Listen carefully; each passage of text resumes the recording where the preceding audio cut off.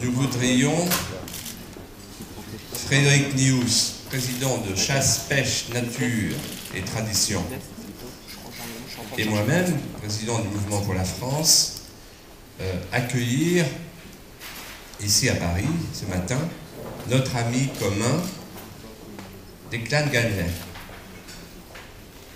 Je voudrais d'abord dire la joie qui est la nôtre de l'accueillir pour le lancement de cette grande campagne, qui sera une campagne à la fois nationale et européenne. Et puis, peut-être rappeler les conditions dans lesquelles les uns et les autres nous nous sommes connus. Et ce qui nous a permis ensuite d'enraciner notre amitié. Nous nous sommes connus à la suite d'un combat qui fut le combat du non irlandais. Les Français avaient voté non à la Constitution en 2005. Les Néerlandais avaient voté non. On nous a refilé le traité de Lisbonne, qui était la Constitution bis. Et là, un homme s'est levé, chef d'entreprise irlandais, et il a emporté l'adhésion du peuple irlandais. Le non l'a donc emporté. À la suite de cette victoire du non, Declan Ganley n'avait plus du tout l'intention de continuer son combat politique. Pour lui, il était clair que les dirigeants européens allaient tenir compte du non irlandais, cette fois-ci.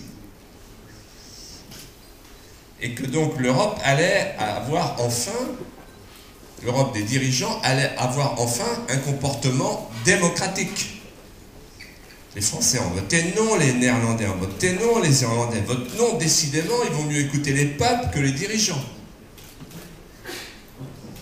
Surprise des Irlandais et aussi des Français, c'est le peuple irlandais qui doit revoter. Quand on vote non, on est obligé de revoter. Alors, Declan Ganley décide d'étendre son mouvement qu'il avait créé pour le non irlandais Libertas, décide d'étendre son mouvement à toute l'Europe.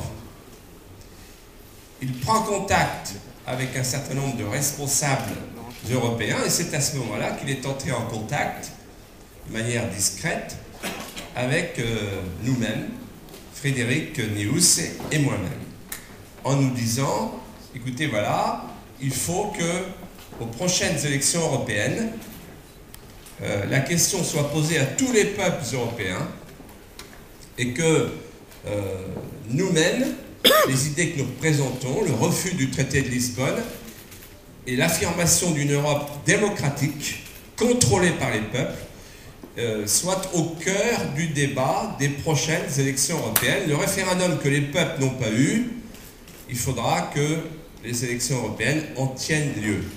Voilà comment nous nous sommes rencontrés et comment nous avons décidé de faire nos listes communes.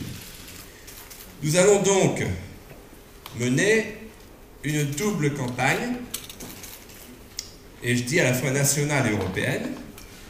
Frédéric Nious, président de Chasse, Pêche, Nature et Tradition, et moi-même, nous avons deux points communs, je dirais, qui nous rapprochent depuis longtemps. D'abord, la même vision de l'Europe. Et ensuite, la même vision de la France des territoires, des terroirs, des traditions, au moment où les campagnes françaises se sentent abandonnées.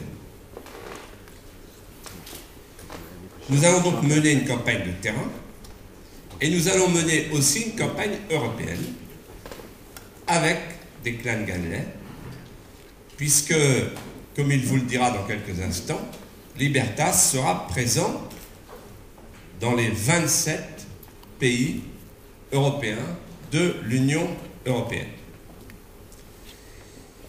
Qu'est-ce que nous allons proposer aux Français au cours de cette campagne? Quel projet allons-nous proposer aux Français? Nous allons proposer aux Français 3 changements majeurs pour l'Europe. Le premier changement majeur concerne le périmètre de l'Europe. Nous voulons que le Parlement européen, au cœur duquel nous siégerons, si possible de manière majoritaire, impose un périmètre de l'Europe qui soit l'Europe européenne, une fois pour toutes. Donc sans la Turquie. Je le dis au moment où nous constatons que depuis que Nicolas Sarkozy a été élu président de la République, 10 chapitres nouveaux de négociations ont été ouverts avec la Turquie. C'est dire que la promesse présidentielle, si je suis élu, la Turquie n'entrera pas en Europe, n'a pas été tenue. La négociation continue. Nous sommes à 10 chapitres sur 35 et non des moindres, les 2 derniers, puisqu'il s'agit de la liberté de communication et de la liberté de capitaux. Deuxièmement, le référendum obligatoire sur l'entrée de la Turquie, qui avait été intégré dans la réforme de la Constitution par Jacques Chirac, au moment du référendum sur la Constitution européenne, a été supprimé lors de la révision de la Constitution européenne au mois de juin dernier, juste après le référendum irlandais. Il n'y a donc plus de référendum prévu sur l'entrée de la Turquie. Donc nous disons, eh bien, les Français ont là la dernière occasion d'enrayer le processus, la dérive, d'enrayer le processus pour l'entrée de la Turquie dans l'Union européenne. Saisissez cette occasion. Deuxième message, nous voulons une Europe démocratique. Elle ne l'est pas. Elle ne l'est pas dans son fonctionnement et elle le serait encore moins si on appliquait le traité de Lisbonne.